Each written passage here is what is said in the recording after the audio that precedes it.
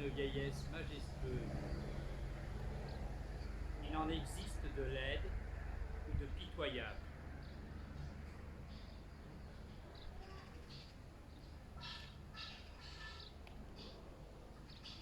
Mais la vieillesse peut être à la fois laide et majestueuse.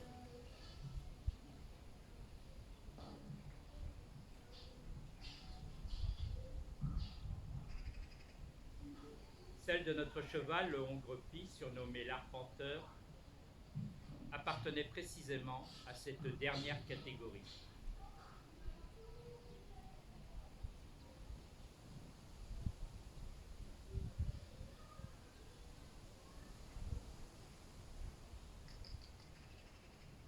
Il est vieux.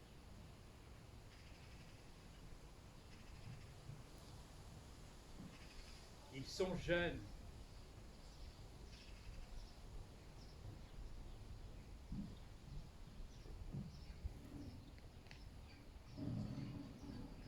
Il est maigre.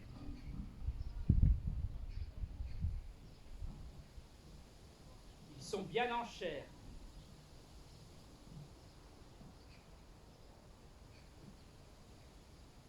Il est morne.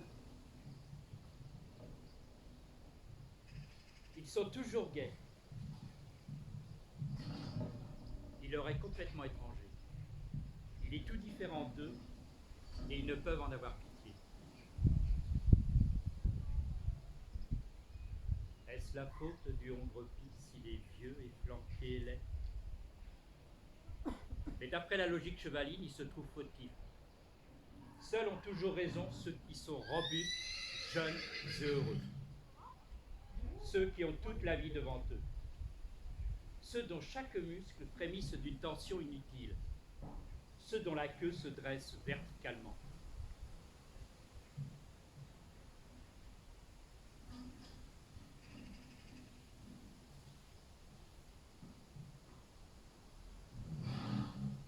Peut-être le hongre pie admet-il qu'il est réellement coupable d'avoir vécu son existence et qu'il lui faut payer à présent la rançon de cette existence. Mais étant un cheval tout de même, il éprouve un sentiment de tristesse et d'indignation à la vue de cette jeunesse qui le châtie.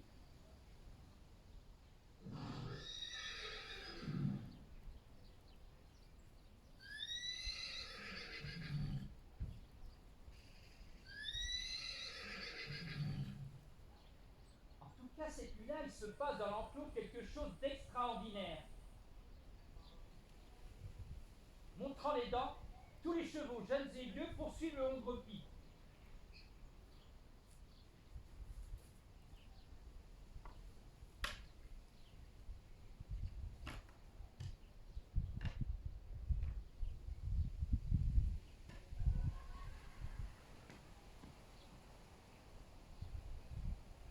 Il le chasse à travers la cour. On entend le choc des sabots contre ses flancs décharnés et le pénible halètement du vieillard. Le hongre pie ne peut plus supporter ça. Il ne peut éviter les coups. Il s'arrête au milieu de la cour. Il couche les oreilles. Soudain, il se produit une chose inattendue qui calme immédiatement les chevaux. La jument la plus âgée, Viadzo Pulichka, s'approche du hongre pie.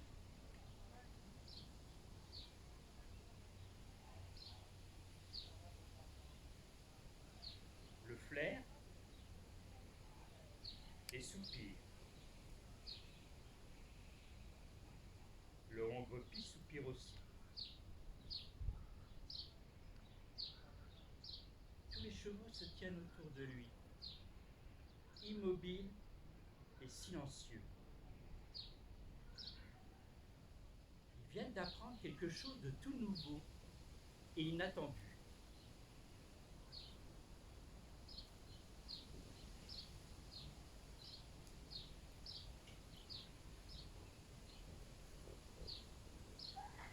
Je suis le fils d'Aimable Ier et de Baba. On m'a surnommé l'arpenteur, à cause de ma foulée large et rapide qui n'avait pas son égal dans tout le pays. Je suis de naissance plus noble que quiconque. Jamais je ne vous l'aurais dit. À quoi bon? Vous ne m'auriez jamais reconnu. Comme ne m'a pas reconnu Viazokurishka, qui vient seulement de me reconnaître à l'instant. Oui, je suis cet arpenteur que cherchent en vain les amateurs.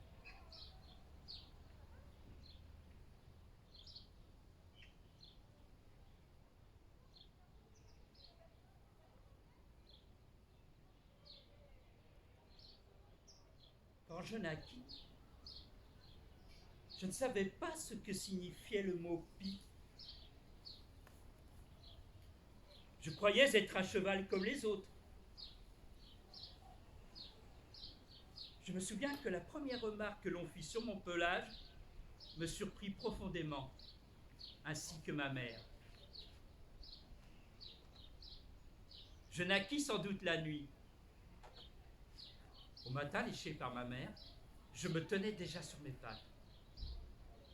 Soudain, ma mère tourna la tête vers la porte. Le palefrenier rentra dans le box. « Eh bien, Baba Apouliné !» Il me prit dans ses bras. Mais s'il est taché comme une pie. Ma mère se montrait inquiète. Cependant, elle ne prit pas ma défense. Elle s'éloigna en poussant un profond soupir.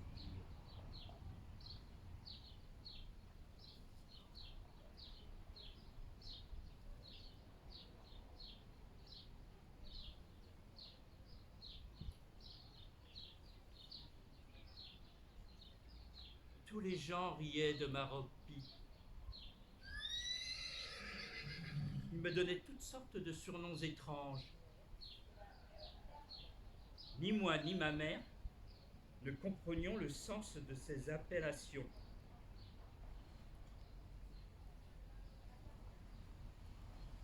Pouvions-nous nous douter que ces tâches fussent répréhensibles?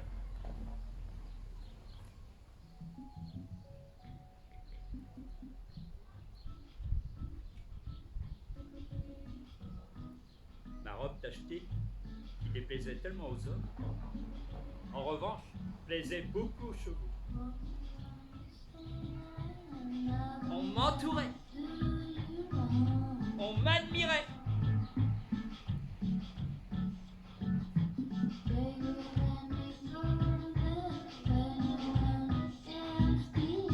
On me faisait fête.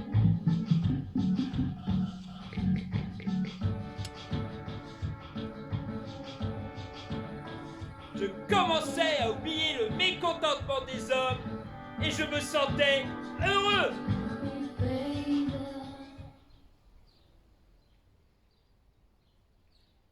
Au printemps, ma mère commença à changer d'attitude à mon égard. C'est parce que je suis pie, me disais-je, en me rappelant les paroles des hommes.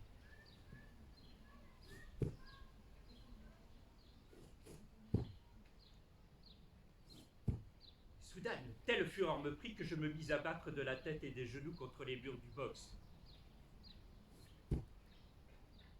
Je m'arrêtais lorsque je fus épuisé en sueur. Ma mère entra dans le box, me flaira, souffla bruyamment et poussa un petit cri. Je compris à son attitude qu'elle ne m'aimait plus.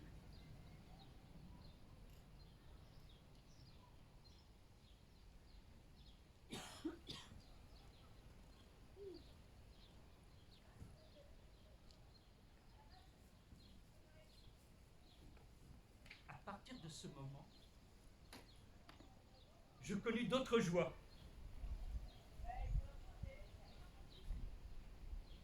Qui remplacèrent pour moi l'amour maternel. J'avais des camarades.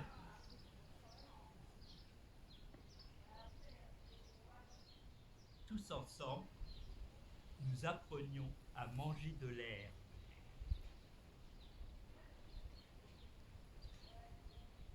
À hennir comme les grands.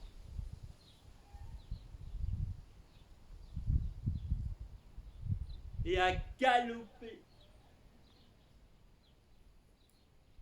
la queue en panache, autour de nos mères.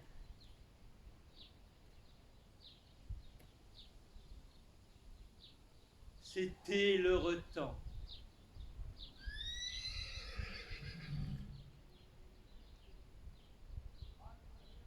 Quand vint l'été, on nous sépara, ma mère et moi.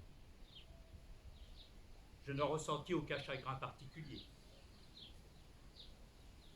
Était-ce dû à mon état amoureux récent pour Viazzo Kulichka? Triste histoire de mon premier amour qui aboutit à la catastrophe de mon existence.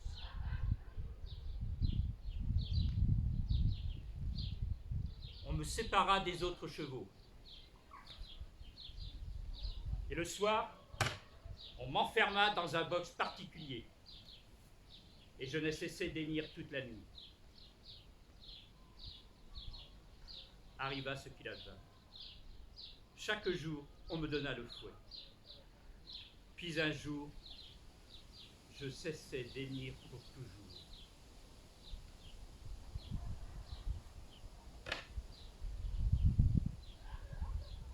Je devins ce que je suis maintenant.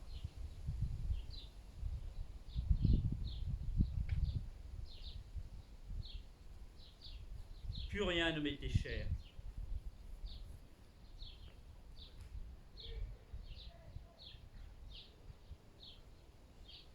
Je rentrai en moi-même et me mis à réfléchir. Je ne saisis pas comment on peut me considérer comme la propriété d'un homme. Les mots « mon cheval » se rapportent à moi, un cheval vivant.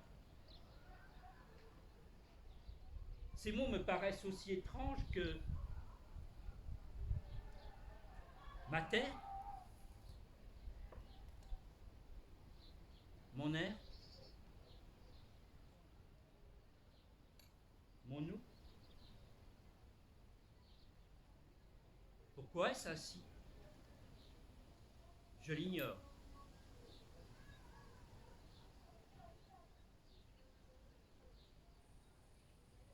Le but des humains ne consiste pas à accomplir ce qu'ils considèrent comme bon, mais à appeler mien le plus grand nombre d'objets. C'est en cela que réside la différence essentielle entre les hommes et nous les chevaux.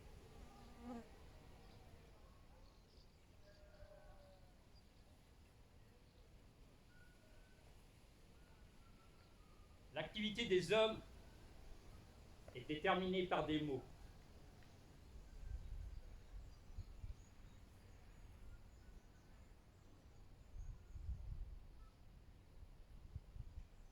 Tandis que la nôtre est déterminée par des faits.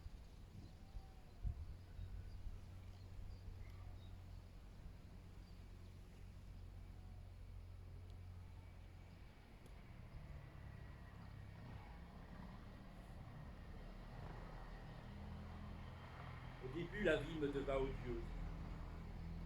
Je cessais même de boire, de manger, de me promener, et même de jouer. Parfois, il m'arrivait de ruer, de sauter, de hennir. Mais aussitôt, surgissait la terrible question.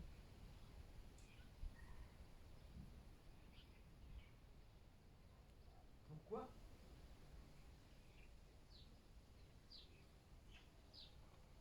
Dans quel but?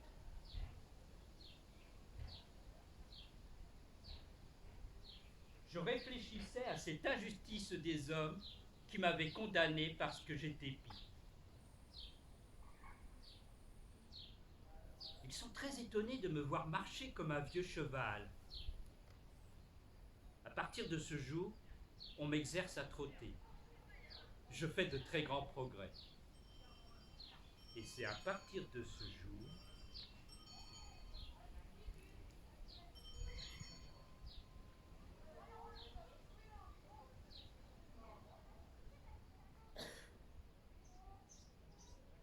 que les chevaux me traitent avec respect.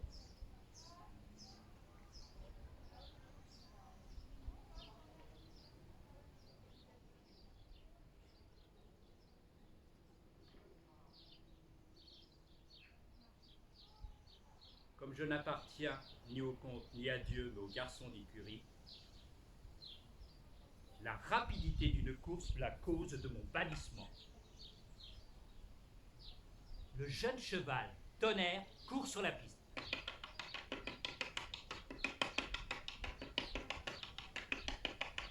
Il trotte fort bien. Cependant, il fanfaronne un peu. Je m'avance vers la piste.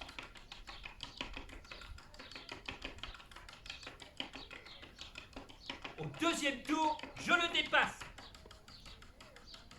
Je suis le plus rapide. Inconcevable pour un cheval d'un garçon d'écurie. Je fus chassé du haras parce que j'ai battu Tonnerre, le favori du comte.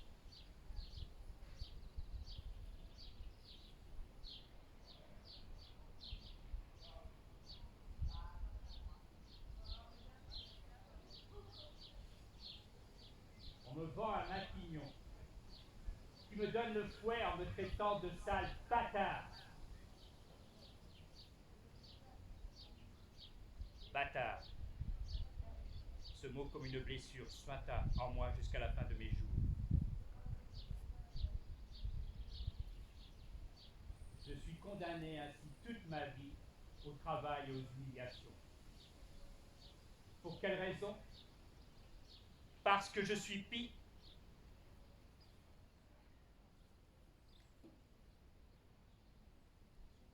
Dieu merci, il me vend un prince, un officier des hussards. Je passe auprès de lui les années les plus heureuses de ma vie. Cet officier, prince, beau, riche et heureux, n'aime personne, à part sa maîtresse. Je le conduis tous les jours auprès d'elle.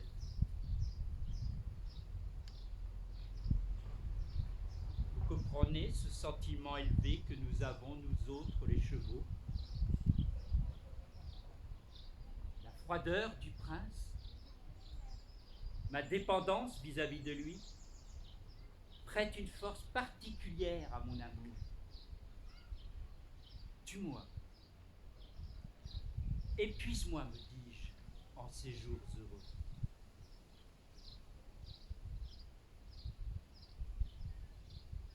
Son choix s'est arrêté sur moi parce que personne ne possède de cheval pie.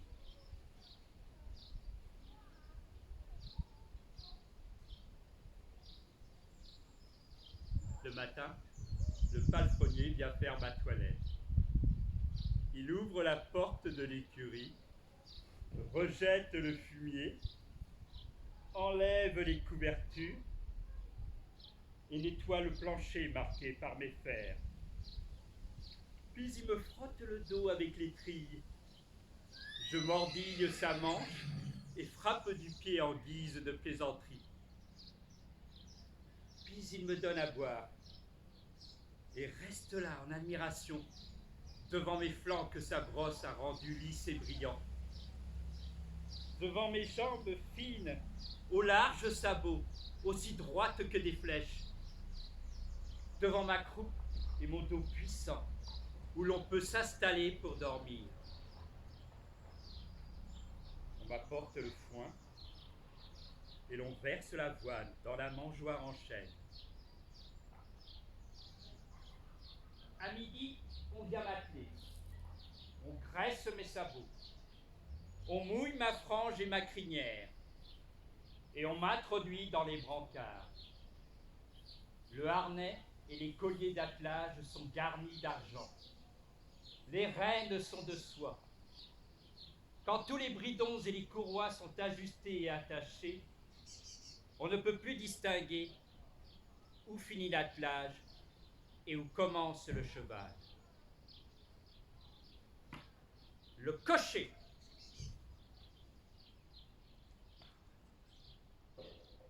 fixe le fouet à sa place. Il ne m'en frappe presque jamais. Ses commandes de la voix, lâche-le.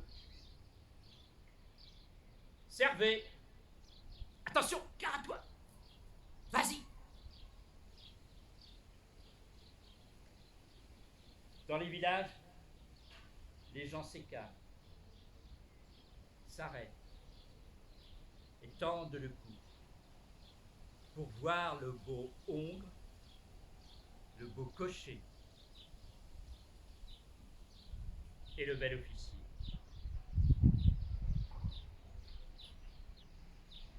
À la fin du second hiver se produit l'événement le plus joyeux de ma carrière et le plus grand malheur qui me soit arrivé.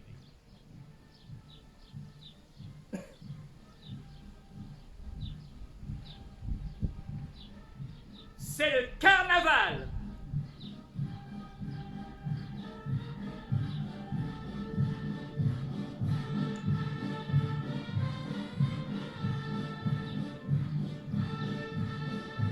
Je conduis le prince aux courses de trot. Il ordonne de me conduire sur la piste où l'on me place à côté de Saltinet.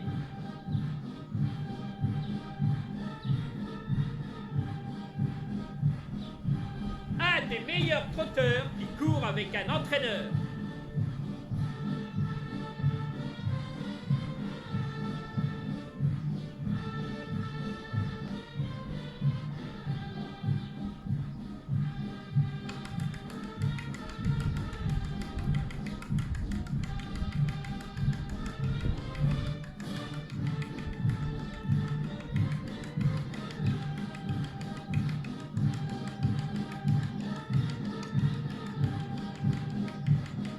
Tournant, je le laisse déjà derrière moi.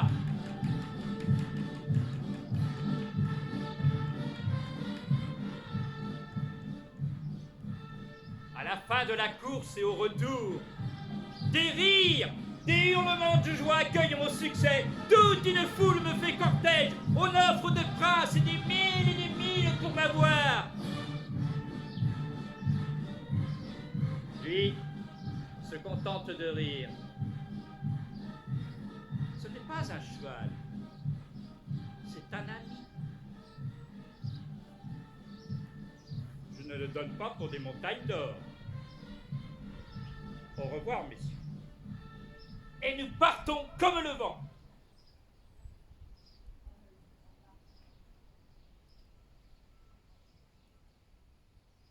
Au rendez-vous prévu avec sa maîtresse, mon bienfaiteur apprend qu'elle en aime un autre et qu'elle est partie avec lui.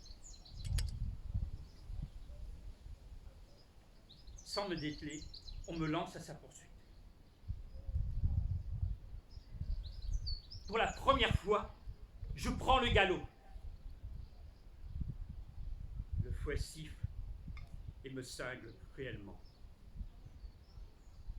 Nous les rattrapons. J'ai réussi.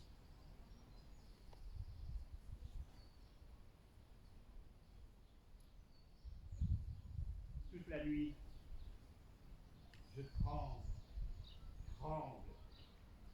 et ne peux manger.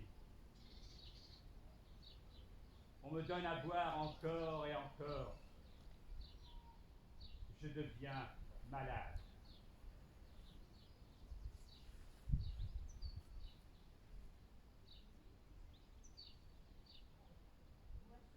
On me maltraite.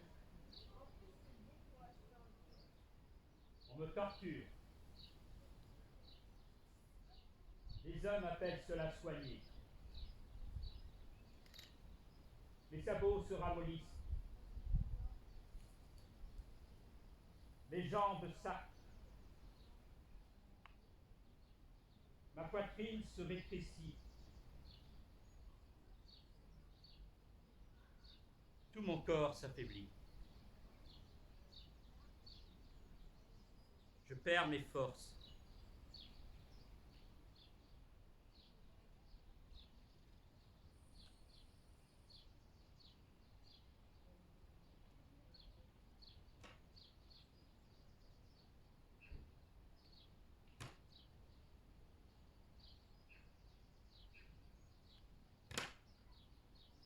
Je ne fus plus jamais celui que j'avais été.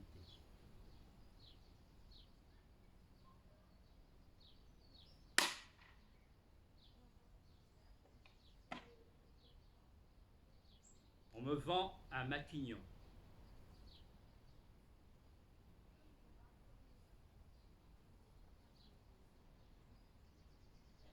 Puis à une vieille femme.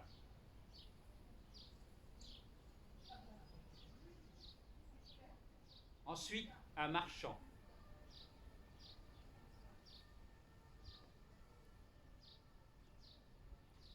Et quelques mois plus tard, un paysan.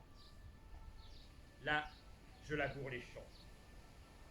Le soc de la charrue me blesse aux pieds.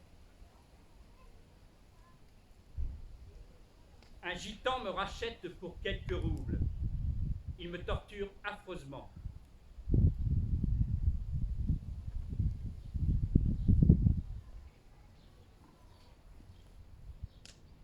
Et finit par me vendre à notre gérant.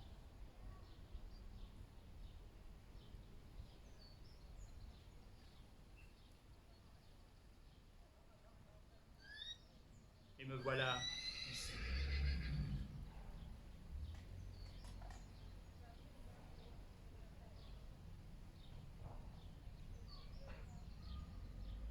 Dans l'écurie, tous les chevaux le regardent en silence. Le Hongre-Py doit interrompre son récit. Une jument pleine se détourne et se dirige lentement vers la grange. Elle se met à souffler fort. Elle se couche, puis elle se lève et se couche à nouveau. Les vieilles mères comprennent ce qui se passe. L'aurore a déjà gagné une grande partie du ciel.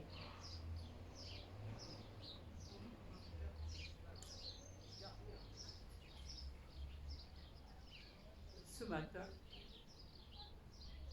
un nouveau poulain vacille sur ses pattes frêles.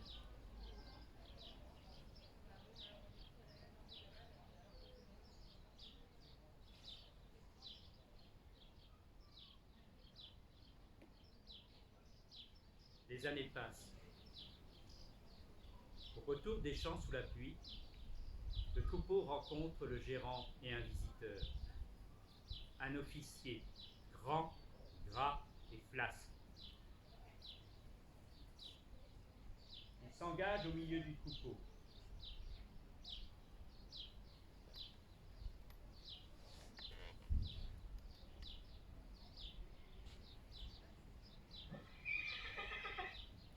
Il est bariolé, celui-là. J'en avais aussi un pis. Soudain, juste au-dessus de son oreille, retentit un faible hennissement. Le Hongre-Py a reconnu dans ce vieil officier obèse son maître préféré. Prince, naguère brillant, riche et beau. Ni le gérant, ni l'officier ne font attention à ce hennissement. Et ils rentrent dans la maison. Une pluie fine continue de tomber. L'enclos est sombre. 5 jours s'écoulent.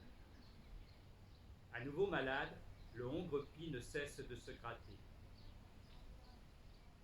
On fait appeler le vétérinaire qui déclare joyeusement au garçon d'écurie: c'est la gale, il faut le vendre 10 ganes. Ça vaut pas la peine. Débarrassez-nous-en aujourd'hui même. Vient un homme étrange, maigre, noir et sage, vêtu d'un cafetan noir couvert d'éclaboussures. Il prend sans un regard pour la bête la bride du licou de l'arpenteur et l'emmène. Le hongre pie avance tranquillement, sans se retourner, et traîne les jambes, comme d'habitude. Quand ils sortent de l'enclos, l'homme étrange retrousse ses manches, sort de sa botte un couteau et un affiloir. Le hongre pie tend le cou vers la bride.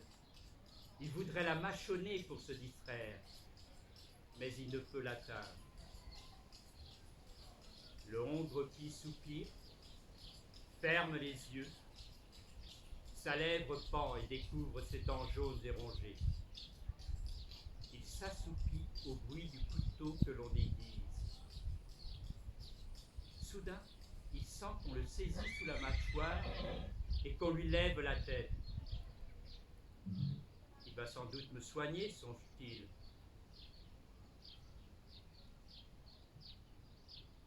Il sent en effet que l'on touche sa gorge. Il éprouve une vive douleur, tressaille. Sa jambe plie, mais il se retient et attend ce qui arrive.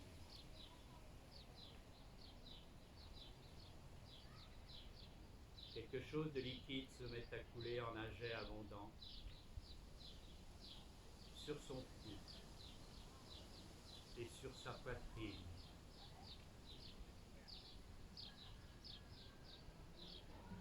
Il soupire profondément. Il se sent allégé, allégé de tout le poids de sa vie. Et il ferme les yeux.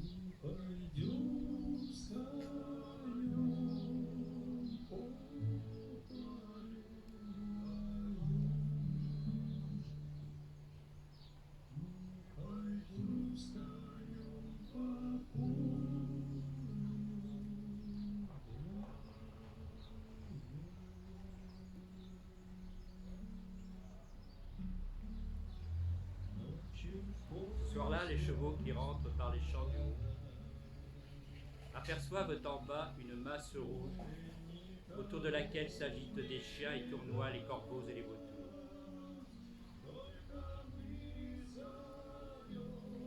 Liadzo Poulichka s'approche, allonge le cou et aspire profondément l'air. On a du mal à la faire avancer.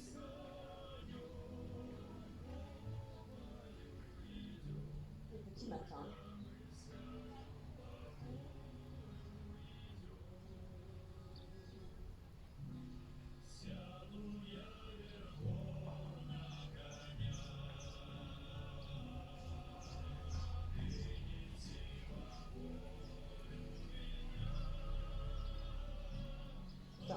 Hurle joyeusement. Ils sont 5. 4 de la même taille et un très petit. Traînant son ventre plein aux mamelles pendantes jusqu'à terre. Une louve maigre, à moitié pelée, sort des buissons et s'assoit en face des louveteaux.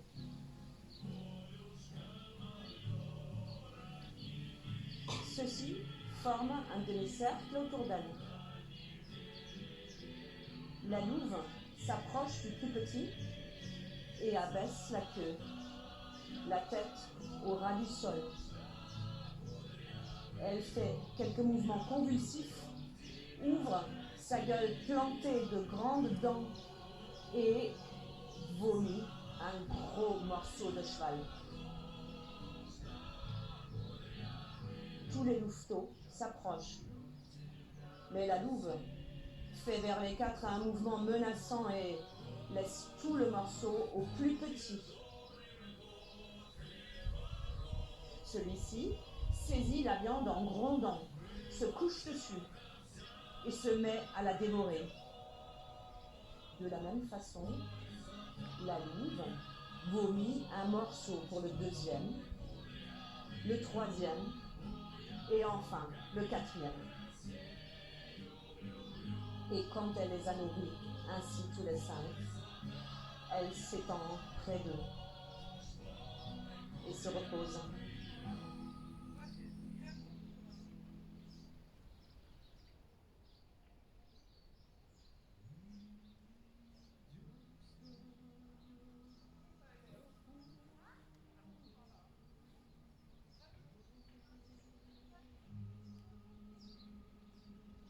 Quelques semaines plus tard, il ne restait près du hangar en briques plus qu'un énorme crâne et 2 omoplates.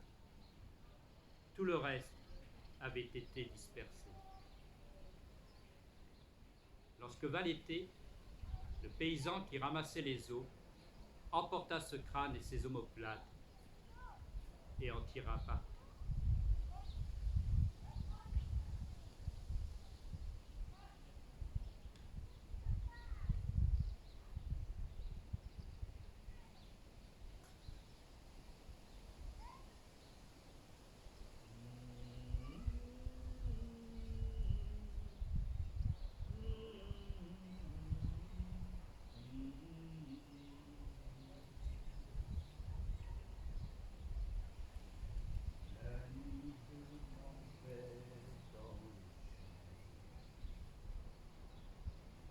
La nuit je m'en vais dans les champs, tout doucement, moi et mon cheval, nous allons dans les champs. La nuit je m'en vais dans les champs. La nuit je m'en vais dans les champs. Moi et mon cheval, nous allons tout doucement dans les champs.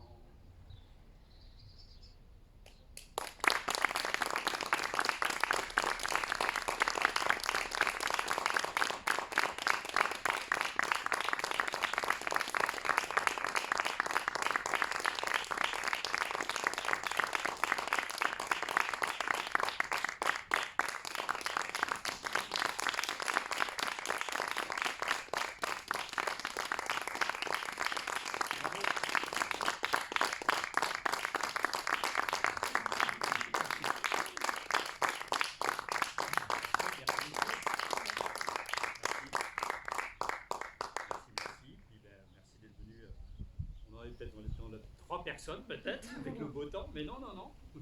Il y a des amoureux du théâtre, c'est très bien. Je remercie la pétarde déjà de l'organisateur de ces rencontres là. Vous avez plusieurs, vous avez écouté, je pense que c'est Spiritus, il y a plusieurs spectacles. On va passer aux copains la semaine prochaine. Et puis la Maison de la Poésie qui nous accueille dans un lieu super agréable. Beau, voilà, il fait beau en plus, ombragé. Je vous remercie infiniment. Alors je vous ai fait un tout petit cadeau parce que on est au début de la création, c'est juste la 3e là. Donc on est encore en recherche. Et même la bande son risque d'évoluer. On va travailler avec un musicien, donc il y a des choses qui vont changer. Mais je me suis mis à chanter en partant. Voilà. Donc c'était la première fois. Alors je ne sais pas si c'est bien, mais bon voilà. Donc c'est le début du texte de la berceuse russe que vous avez entendu. Vous voulez voir un peu la suite? Je vous fais un petit cadeau. Il faut des moulinettes par contre. Ma 2e paire d'yeux.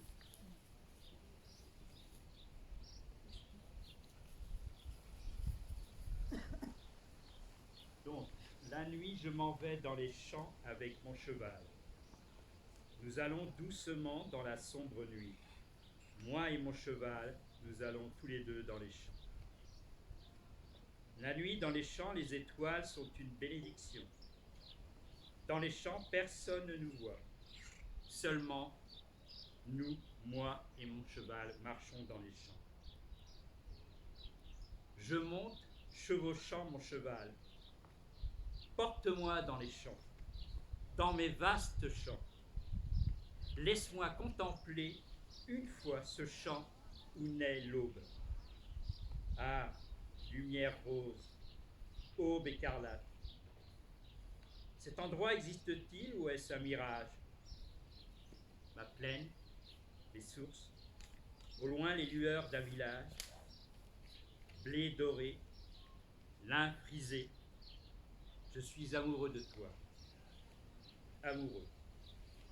Donc c'est une berceuse russe qui est très poétique et on aimerait que les hommes soient plus poétiques que guerriers, n'est-ce pas, actuellement. Voilà. Ben, grand merci. Et il y a un chapeau à la sortie pour aider, participer à l'organisation. Voilà. Merci. Merci à vous pour votre écoute.